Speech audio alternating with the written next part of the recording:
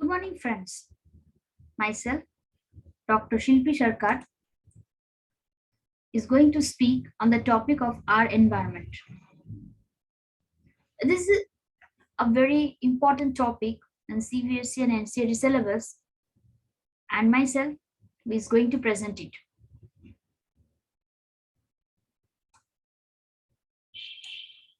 So, what comes to mind when you tell about the topic our environment?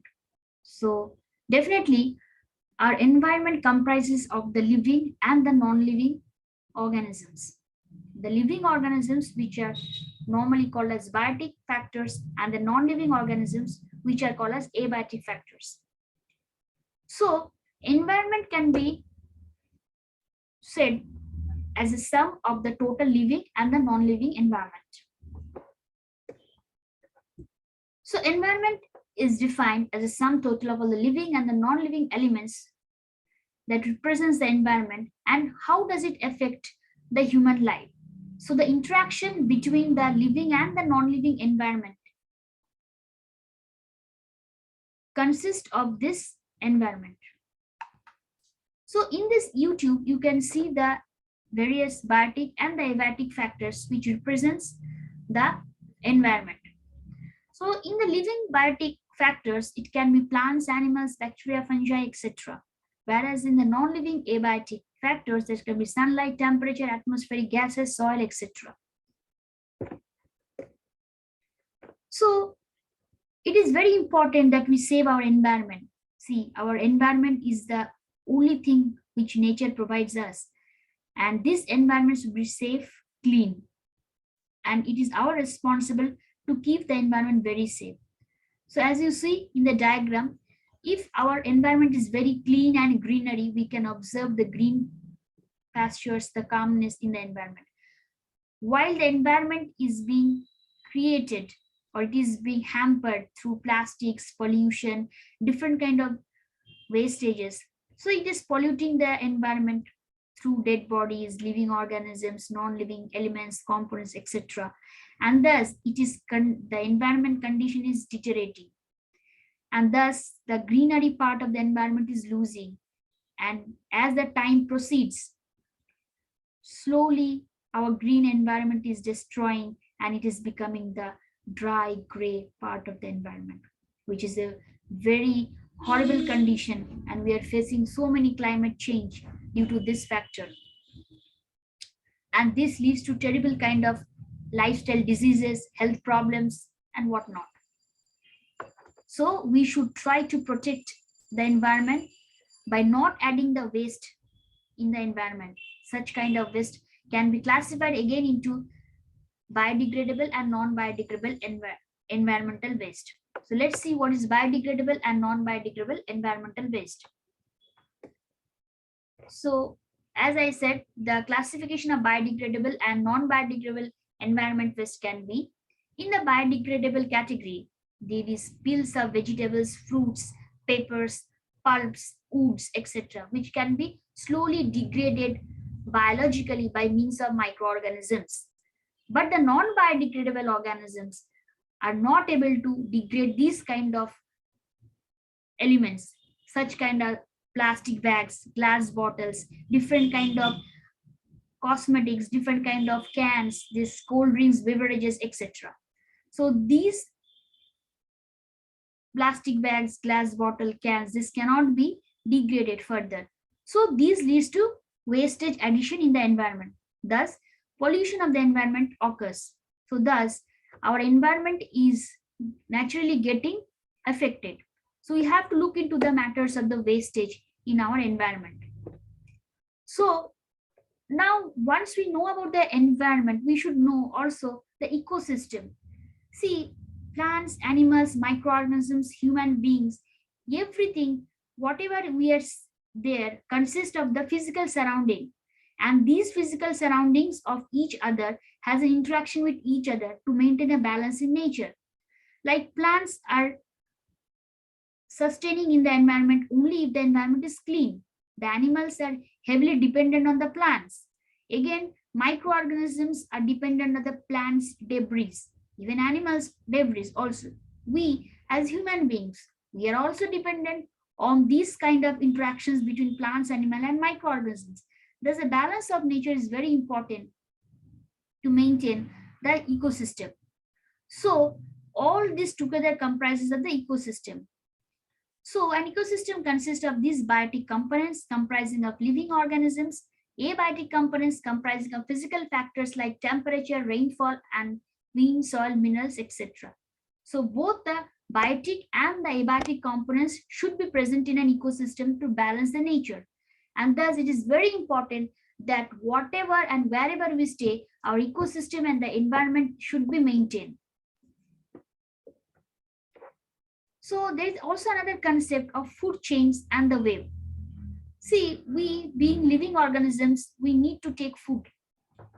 The food intake in our body is very important because through food we are getting the energy, and through energy we are able to do the necessary physiological activities of work, sleep, play, run, everything, reading, writing, anything.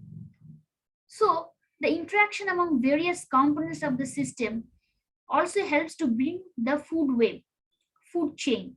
So you see, there is always a flow of energy. Suppose these plants, these takes the green plants take the sunlight, and after taking the sunlight, these plants are eaten by the different herbivorous animals like deers, cows, etc.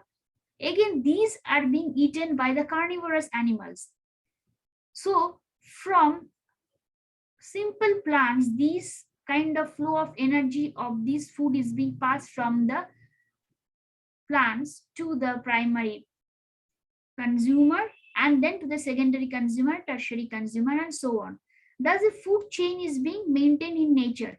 So everything like a plant, small plant is being eaten by a grasshopper, and then the grasshopper is being eaten by a frog, and then the frog also eats the snake, and through the snake, again snake is being eaten by eagle, and again suppose the eagle is being taken by some other animals. So thus a constant food chain is maintained. Thus a flow of energy is always maintained, and it is a very unidirectional process. Suppose a tiger cannot go and eat this kind of plants or plants, it is not taking that directly the plants, so it has to be consumed in a way of several organisms. So thus plants are also called as autotrophs or producers. Why? Because these are the main organisms to which the food chain starts with. Okay, so they are the producers, they take the sunlight from the different, they are taking the sunlight and then they are trying to produce their food to carbon dioxide, and they are having the chlorophyll, and they're able to produce the food and they're giving it to the other animals. And the other animals also known as the heterotrophs, because we are being the other animals or organisms, we are taking these plants, so we are the consumers. And the decomposers are the microorganisms which feed on the debris or dead bodies of us or anything. So these are the basic components in a food chain. Now, as you see, the green plants in a terrestrial ecosystem captures only 1% of the energy of sunlight which falls on the leaves and convert it to the food energy. See, this is the pyramid shaped structure, which at the base you can see the producer. The producers are the green plants. Okay, so these green plants are the main basal part of the pyramid. So from these plants, we're able to produce through the primary consumers, which are directly taking the green plants. Like you can tell anything like grasshoppers, or we can tell the cows, they are the primary consumers. From them, again, some secondary consumers will come, which are going to eat these primary consumers. And from the secondary consumers, we're able to get the tertiary consumer, which are again further feeding on the secondary consumer. Thus, this kind of trophic level is maintained. And so we should also know that only 10% of the food eaten is turned into its own body and made available for the next level of consumers. Therefore, 10% can be taken as the average value for the amount of organic matter that is present at each step. So once a producer is producing a lot of food, definitely a primary consumer cannot take all the food. Some amount of food is taken. From the primary consumer, again, some amount of food is taken by the secondary consumer. So slowly the flow of energy is passing, and with each trophic level, the producers are able to produce more amount, but the primary consumers only are able to take the 10% amount of the producer. So a 10% minimum gap or the average value is there. So at each step or level of the food chain, there is a trophic level. Okay. And we know that producer or autotrophs are the very basic in the trophic levels. So slowly it is going, the food is passing by and a food chain is formed. Now, what are the examples of producers, primary, secondary, and tertiary consumers? So producers are the plants, algae, different kind of fungi. These are the producers. The primary consumers are the grasshoppers, which are taking the plants, the leaves, the zooplankton, etc. The secondary consumers are the snakes, squirrels, owls, cats, etc. And tertiary garments, the best example is humans, because we are able to take everything from plants, veggies to non-veg, any animals. So these are the examples of the producers, primary, secondary, and tertiary consumers. Now see, this is the earth and this is the sun. So solar radiation passes through the clear atmosphere. In the middle, atmosphere is there and it reaches the earth's surface. From this earth's surface, only some part of is reflected as solar radiation. In the solar radiation, in this atmosphere, there consists of greenhouse gases, which are absorbing some part of this solar radiation. And these green gases are again emitting the infrared radiation, thus helping the Earth's surface and the lower atmosphere to keep it warm. Thus, the flow of energy is always unidirectional. So they are captured by the autotrophs, then they are again revert back. Some part is absorbed, some part is revert back in the form of solar radiation, and then again it is being absorbed and re-entered through greenhouse gases by infrared radiation. So thus, this kind of energy flow is happening. So this is the diagram of the energy diagram, energy flow diagram. And we should always remember that the flow of energy is always unidirectional. That is, the energy that is captured by the autotrophs does not revert back to the solar input.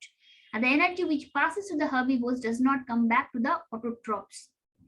So as we progress through one trophic level to other trophic level, it is very important that the energy is consumed and it is unidirectionally moving to the other trophic level. So there are generally great number of individuals at the lowest trophic level. Definitely you can see more number of plants rather than the animals. So at the lowest number of energy level, you can see a lot of green veggies, and then small number of animals you will see in the first primary consumer. In the secondary consumer, there are even though less, and in the tertiary consumers are very less. So the length and the complexity of the food chains vary greatly. Each organism is generally eaten by two or more other kind of organisms, which in turn are eaten by several other organisms. So thus a relationship is formed, and this always grows as the food chain is longer or lengthier, branching into various kind of lines called as food webs, because one plant is not taken by only one kind of animals. There are several kind of animals which are taking different kind of plants. Also, one plant is being eaten by several animals and one animal is being eaten by several other animals. So thus a kind of food webs consist of a food web, and that is lengthier and more complex organisms comes in the middle of the food chain. Thus this kind of way the ecosystem works. So there are several kind of ecosystem. One kind is terrestrial ecosystem, water based ecosystem. We should understand the different kind of ecosystem.